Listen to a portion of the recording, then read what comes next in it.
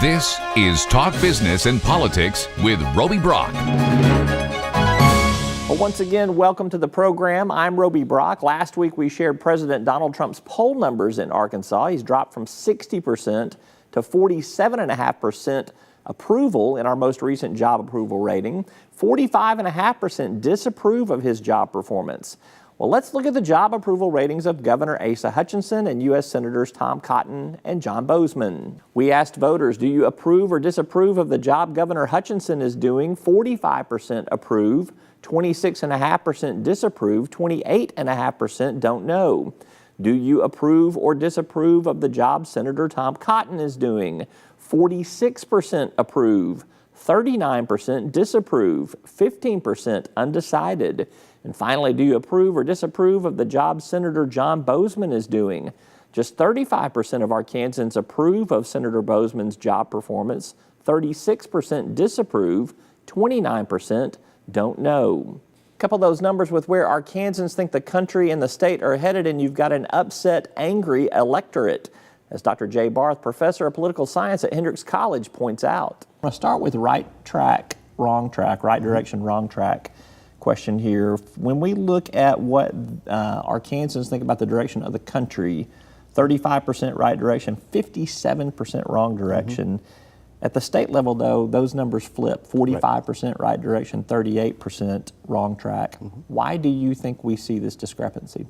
Well, I think a couple of things. I mean, I think that obviously the economy is strong nationally, but I do think that the fact that Arkansas really never had the same kind of economic downturn has kind of sent a signal of stability in the state, which I think has been good. I think in addition, and even more importantly, all through that time, the state governmental leadership, even though the party has changed, has remained quite popular.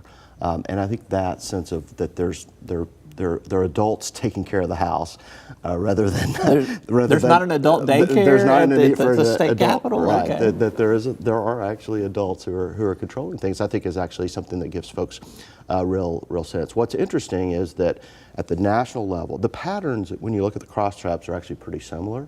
Younger voters are pretty worried.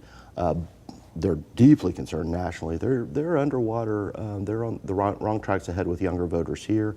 We see also persons of color really concerned nationally, and more concerned than white voters in the state as well.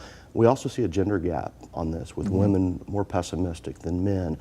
Very pessimistic at the national level, and less a little less so at the state level, but still a gap there with men.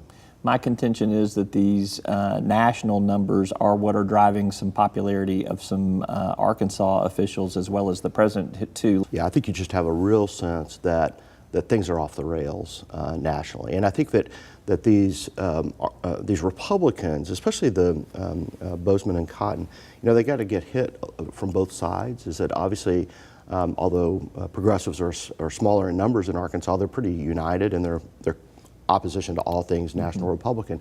And then because these are establishment figures, they really get hurt with some anti-establishment Trump voters as well. And so their numbers with Republicans are lower than Trump's are. I mean, Trump is really strong with Republican voters, but both these U.S. senators and Governor Hutchinson get hurt with, I think, some of those Trump voters who identify as Republican but really are very anti-establishment. And maybe Tom Cotton gets a better approval rating versus John Boozman because he has sided with the president publicly in a high-profile fashion from time to time. Well, and I think Tom Cotton has his own brand. It's a very polarizing brand, but he has an identity that is separate. These amazing numbers for John Boozman that we've seen for 7-8 years now. He has still just not broken through with a lot of Arkansans. Yeah, there'll be a quarter of the population don't have an opinion on him, but he will still win with close to 60% of the vote. So. Right. But that's now, I think, doing him some harm. Now he's a long way from re-election. We don't, in fact, know if he'll run again. So he's in a unique spot. But if he were up next year, these would be really worrisome numbers. So let's go to Governor Asa Hutchinson, who is up next year, and even though he is below 50%, 45% job approval, 26.5% disapprove. with a little over a quarter unknown or no opinion, there's still almost a 20-point gap there. So the governor's got to be thrilled that there's that big of a gap when you look at these other job approval numbers. Yeah. I think the interesting thing is he's running about 20 points behind the president with Republicans, which is interesting. It does show some fragility on the right, especially kind of from anti-establishment types. He's really being saved to a great degree with his support among independents. He's strong with independents. He's also, for a Republican, exceptionally strong with African Americans. He's in the high mid-40s with African Americans, which is really pretty exceptional for a Republican across America. And so those numbers are really saving him. I think if there were a strong Democratic opponent, he could get, it could get a little tense for him. That said, these are very solid numbers. He should be pretty happy to have them.